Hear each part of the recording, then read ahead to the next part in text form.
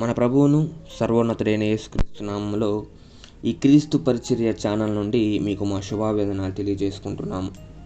మీరందరూ బాగున్నారా ప్రియులారా? దేవుని కృపలో మీరందరూ వర్ధిల్లాలని అనుదినము మేము ప్రార్థిస్తూ ఉన్నాము. ప్రతిదినము మేము అందించే ఈ వర్తమానాలను మీరందరూ విని ఆత్మీయంగా బలపడుచున్నారని మీరు అందించే ఈ సాక్ష్యాల ద్వారా ఆ దేవాది దేవుణ్ణి ఎంతో స్తుతిస్తూ ఉన్నాం. అలాగే ఈ కార్యక్రమాన్ని అనేక మంది తమ స్నేహితులకు, బంధువులకు తెలియజేస్తూ ఉన్నారు. తద్వారా దేవుని వాక్యము మరింతగా విస్తరించి అందరికీ చేరి వారి హృదయాలను తాకుతూ ఉంది. అందును బట్టి మన ప్రభువును ఎంతగానో స్తుతిస్తూ ఉన్నాం. అవును ప్రియులారా, నిశ్చయముగా ప్రభు మీ జీవితాల్లో అద్భుత కార్యాలు జరిగిస్తాడు. విశ్వాసంతో జీవించండి, ప్రభువుకు నమ్మకస్తులుగా ఉండండి. ప్రభు చేసే కార్యాలను మీరు నిశ్చయముగా అనుభవిస్తారు. ప్రభువు మీకందరికీ తోడేయండును గాక. ఆమేన్. మరి ఈ దిన ధ్యానంలో గనక మనం వెళ్ళినట్లయితే ఈ వాక్యాన్ని ఒక మంచి దృష్టాంతరంతో ధ్యానించుకునే దానికి మనం ప్రయత్నం చేద్దాం ప్రియులారా. అయితే అదేంటి అని అంటే, గొర్రెల్ని మేపడానికి గొర్రెల కాపరి తన గొర్రెల్ని అడవిలో తీసుకెళ్ళి వదిలిపెట్టినప్పుడు తన గొర్రెలతో పాటు అనేక గొర్రెలు అక్కడ మేస్తూ ఉంటాయి వాటితో పాటు.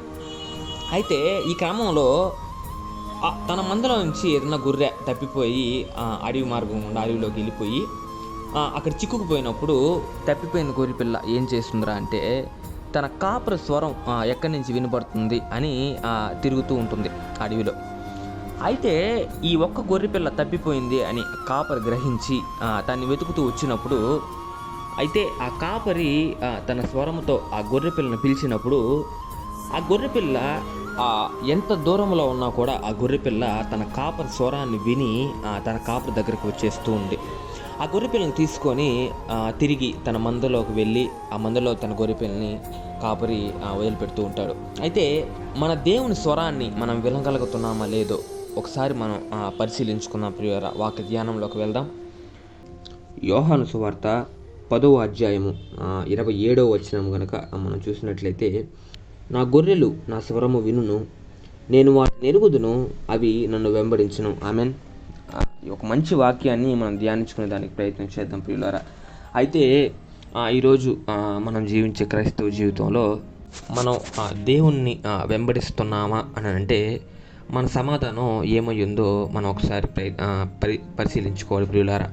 ఎందుకని ఇలా అంటున్నాను అని అంటే, ఈ గట్టు దినాల్లో అపవాది మన మీద నిత్యం పొంచి ఉంటాడు.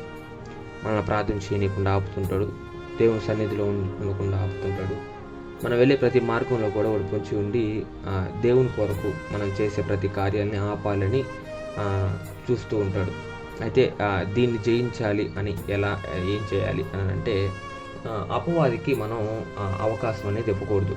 అంటే మన జీవితంలోకి వచ్చి దేవునికి మనకు సంబంధం కట్ చేయాలని చూసే అపవాదికి మనం అవకాశం అనేది ఇవ్వకూడదు. ఎలా అవకాశం ఇవ్వకుండా ఉంటాం? అది మన చేతిలో లేదు కదా అంటే, లేదు ప్రియులారా, అది మన చేతిలోనే ఉంది. ఎలా అని అంటే, ప్రార్థనా జీవితంలో మనం దృఢంగా ఉండాలి. మనం ఎప్పుడైతే ప్రార్థనా జీవితంలో దృఢంగా ఉంటామో అపవాది కూడా మన దగ్గరికి రావడానికి భయపడతాడు. ప్రార్థన ఎందుకు చేస్తాం? ప్రార్థనా జీవితంలో ఎంత గట్టిగా ఉంటే అపవాది మన దగ్గరికి రాడు అని అంటే, దేవుని స్వరము వినేంత గట్టిగా మన ప్రార్థనా జీవితంలో జీవించాలి. ఏదో ప్రార్థన చేస్తున్నాం కాదు, కానీ దేవుని స్వరము మనం నిత్యం వినగలగాలి ప్రియులారా. అది ఎప్పుడైతే మనం వినగలుగుతామో మన జీవితాలలో పాపాల జోలికి మనం వెళ్లకుండా ఉంటాం. అయితే ఈరోజు ఎంతమంది ప్రార్థన అనేది కాకుండా దేవుని స్వరం వినబడే ప్రార్థన చేస్తున్నారో పరిశీలించుకుందాం. అయితే ఈ వాక్యాన్ని కనుక మనం ఒకసారి గమనించినట్లయితే, నా గొర్రెలు నా స్వరము వినును అంటే గొర్రెలు అంటే మనమే ప్రియులారా. మనం ఎప్పుడైతే దేవుని మాట విని ఆయన చెప్పినట్లు ఆయన మనకు బోధించిన రీతిలో నడుచుకుంటామో, మన జీవితం మాదిరికరంగా ఉంటుందో, అప్పుడే అపవాది మన జీవితాల్లోకి రాకుండా అవకాశం ఉంటుంది. లేదు అని అంటే, ఆయన స్వరం మనకు వినబడడం లేదు అని అంటే మనం దేవునికి చాలా దూరంగా ఉన్నామని అర్థం ప్రియులారా. ఎందుకు అని అంటే, దేవుడు మనకు బోధించిన మాటల్ని మనం నెరవేర్చకపోగా దాన్ని అనుసరించడం లేదని అర్థం. అంటే ఎలా అనంటే తలంపులతోనూ, మాటలతోనూ, క్రియలతోనూ, ఈ మూడిట్లో మనం ఎక్కడో దగ్గర అపవాది మనల్ని పడేయాలని చూస్తూ ఉంటాడు ప్రియులారా. అయితే ఈ మూడిట్లోనే మనం ఎక్కడో దగ్గర పడిపోతూ ఉంటాం. ఎందుకు అనంటే ఈ ప్రపంచంలో దేవుని బిడ్డలను అపవాది ఈ మూడిట్లోనే ఎక్కువగా లాగుతూ ఉంటాడు పిల్లరా. చాలామంది గ్రహించి బతకాలి. అయితే మనం ఎప్పుడైతే పాపం చేయాలని అనుకున్నప్పుడు దేవుని స్వరం మనకు వినపడదో, నా బిడ్డ ఇలా చేయొద్దు, అది తప్పు, నువ్వు తప్పు చేస్తున్నావు, నువ్వు అబద్ధం చెప్తున్నావు, నీ తలంపులు నాకు వ్యతిరేకంగా ఉన్నాయి, నీ మాటలు నాకు వ్యతిరేకంగా ఉన్నాయి, నీ చూపులు నాకు వ్యతిరేకంగా ఉన్నాయి ఆయన చెప్పింది మనకు వినబడలేదు అని అంటే ఖచ్చితంగా మనం దేవునికి చాలా దూరంగా ఉన్నామని అర్థం ప్రియులారా. ఆ దూరం దేవునికి మనకు అడ్డంగా ఉంది అని అర్థం. అయితే ఈ వాక్యాన్ని మరొకసారి గమనించుకున్నట్లయితే, వాటిని నేను ఎరుగుదును, అవి నన్ను వెంబడించును. వాటిని నేను ఎరుగుదునంటే మన ప్రతి కదలిక దేవునికి తెలుసు ప్రియులారా. మనం ఏం చేస్తుంటాం, నిత్యం దేని గురించి ఆలోచిస్తుంటాం, దేని గురించి మన ప్రాణం తపన పడుతుంది, మన చూపులు ఎక్కడున్నాయి, మన మాటలు ఏమై ఉన్నాయని ప్రతి ఒక్కటి దేవునికి తెలుసు ప్రియులారా. అయితే ఇది అంటే మనకు సంబంధించింది ప్రియులారా. ఇది అంటే ఏంటి అంటే దేవుళ్ళో మనం ఉంటున్నామా, లేదంటే అపవాది చెప్పే క్రియలు చేస్తూ బతుకుతున్నామా అనే దాన్ని ఇది ఎంచుతుంది.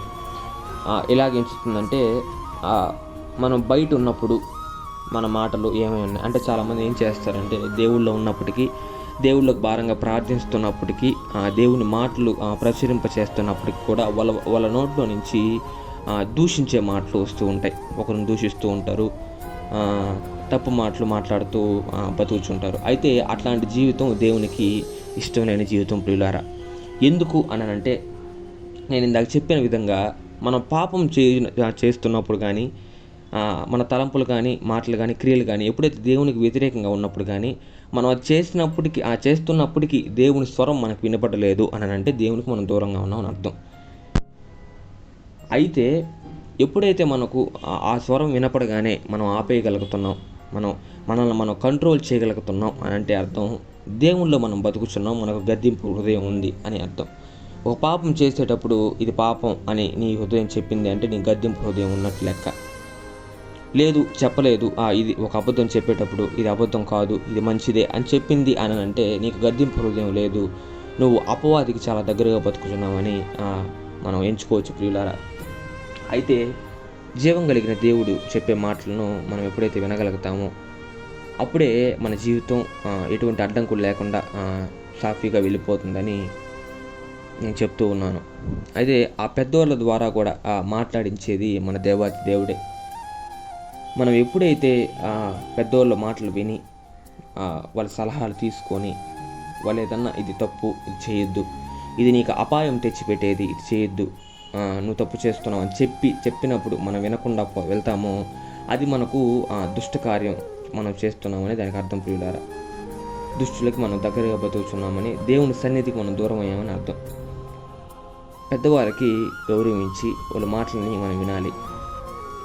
ఎందుకంటే పెద్దవాళ్ళ మాటలు మనం గౌరవించాలి కాబట్టి ఆయనే వాళ్ళ నోట్లో నుండి మనకు హెచ్చరిస్తూ ఉంటాడు. అయితే ఇది అందరు గ్రహించి బతకాలి. ఈరోజు యవ్వనస్తులు కానివ్వండి, ఎవరైనా కానివ్వండి, ఆయన స్వరము వినగలిగిన వారిగా మనం ఉన్నామా అని అంటే మన సమాధానం ఏమైందో ఒకసారి మనం పరిశీలించుకుందాం. అడగకుండానే అన్నీ ఇచ్చే దేవుడు ఈ ఒక్కటి మాత్రం మనకు వదిలిపెడుతూ ఉంటాడు పిల్లారా. అది మీరు ఏంటి అని అనవచ్చు. పాపం చేసేటప్పుడు మనకు అసహ్యం రావాలి ప్రియులారా. పాపం చూస్తుంటేనే నీ కళ్ళు పాపం దగ్గర నిలవకూడదు, నీ చెవులు పాపం మాటల దగ్గర నిలవకూడదు, నీ చూపులు తలంపులు ఏవి కూడా పాపానికి దగ్గరగా బతకూడదు. ఇది నువ్వు బతకకుండా ఉన్నావు అని అంటే ఆటోమేటిక్గా అంటే ఖచ్చితంగా నీ దేవుని స్వరం నీకు వినబడుతుందని లెక్క ప్రియులారా. లేదు పాపానికి నువ్వు దగ్గరగా బతుకుచున్నావు, దేవుని మాట నీకు వినబడట్లేదు అంటే ఇక్కడ చెప్పిన రీతిగా దేవుని స్వరం నిన్ను హెచ్చరించట్లేదు, ఆ హెచ్చరించిన ఆ గొంతు నీకు వినబడట్లేదు అని లెక్క. అంటే నీవు అపవాదికి దగ్గరగా బతుకుచున్నావు, అపవాది బిడ్డల మాదిరి నీవు బతుకుచున్నావు అని నువ్వు ఎరగాలి. దేవుడు హెచ్చరించే హెచ్చరికల్ని మనం ఎప్పుడైతే గుర్తిస్తామో మన జీవితంలో సగానికి సగం కష్టాలు తగ్గుతాయి ప్రియులారా, సగానికి సగం శోధనలు తగ్గుతాయి. ఎందుకు అని అంటే ఇక్కడ వాక్యంలో ఉన్న రీతిగానే వాటిని నేను ఎరుగుదును అని ఆయన చెప్పున్నాడు. అంటే మన జీవితంలో జరిగే ప్రతి ఒక్క కార్యం కూడా ఆయన తెలిసి ఉంది. మనం ఏమై ఉన్నామో అంటే మన జీవితంలో జరిగే ప్రతి ఒక్కటి మన జీవితమే ఆయనకి తెలిసి ఉంది. కాబట్టి నీ జీవితంలో ఏదైనా తప్పు జరిగేటప్పుడు ఆయన హెచ్చరిస్తాడు. ఆ గొంతుని నువ్వు వినగలగాలి. వినలేదు అంటే నీవు పాప ఊబిలో కూరుకుపోయి ఉన్నావని అర్థం. దీన్ని ఎరిగి ప్రభువుకి వ్యతిరేకంగా కాకుండా ప్రభువుకు పేరు తెచ్చబడే కుటుంబాలుగా మన కుటుంబాన్ని జీవించలాగున ఈ ఒక చిన్న వాక్యాన్ని మీ హృదయంలో ఉంచుకుంటానని నమ్ముతూ పరిశుద్ధాత్మ దేవుడు తన దివ్య సహాయాన్ని మనందరికీ గ్రహించి కాపాడి బలపరచునుగాక. ఆమేన్. ప్రార్థన. ప్రేమగల మహిమగల మా దేవుడా, మా రక్షక, వేతనముల వరకు మేలును కనికరమును చూపించే దేవుడా, అత్యున్నతుడా, ఉన్నతుడా, ఉన్నవాడు దేవా, నీకేమన్నా నాలుగు స్తుతులు ఆచరించుకుంటున్నాను నా తండ్రి. నాయన ఈరోజు ధ్యానించుకున్న రీతిగా నా తండ్రి, గొర్రెలు తన కాపరి స్వరాన్ని విని ఎలాగూ తమ మందలో చేరుతాయో అలాగనే కూడా నీ యొక్క స్వరాన్ని మేము విని నీ మందలో చేరులాగున మా హృదయాన్ని, మా మనసుని నీ ఎందుకు భద్రపరచుకోమని వేడుకుంటున్నాం నా తండ్రి. అయినా బిడ్డలందరూ ఏ కష్టాల్లో ఉన్నారో, ఏ బాధలో ఉన్నారో నాకైతే తెలియదు నా తండ్రి. సమస్తం ఎరిగి ఉన్న దేవుడు నా తండ్రి. వాళ్ళ ప్రతి కష్టాన్ని తీర్చి నీ శక్తిని వాళ్ళకి అనుగ్రహించి నీ తోడుని ఎల్లప్పుడూ వాళ్ళకి అనుగ్రహించమని వేడుకుంటూ ఈ క్రీస్తు పరిచర్య సేవని ఇంతలా ఆశీర్వదించేందుకు స్తుతులు చెల్లించుకుంటూ అనేక మంది ఈ కార్యక్రమం ద్వారా బలపడుతున్నారని నమ్ముచు నీ యొక్క కృపలో ప్రతి కుటుంబం వదిలింపబడే కుటుంబం లాగా నీ శక్తిని అనుగ్రహించమని, నీవు మాకు తోడే ఉండమని, మమ్మల్ని నడిపించమని మన ప్రభువైన యేసుక్రీస్తు నామములో అడిగి వేడుకొని పొందుకొంచున్నాం మా తండ్రి. ఆమేన్. అదేవిధంగా మీకు ఎటువంటి ప్రార్థన అవసరతలున్నా మాకు కమెంట్ రూపంలో తెలియజేయండి. లేదంటే కమ్యూనిటీ పోస్ట్లో మా వాట్సాప్ నంబర్ మెన్షన్ చేసి ఉంటుంది. దాని నుంచి కూడా మీరు మాకు కాల్స్ అండ్ మెసేజ్ చేసి మీ ప్రార్థనా విజ్ఞాపనలు మాకు తెలియజేయచ్చు. ఎప్పుడైనా సరే మేము అందుబాటులోనే ఉంటాం. ఏ టైం అయినా కూడా మీకు మీ ప్రార్థనా విన్నపములు తెలియజేయచ్చు. ప్రభు మనందరికీ తోడేయును గాక. Amen. God bless you. Praise the lord.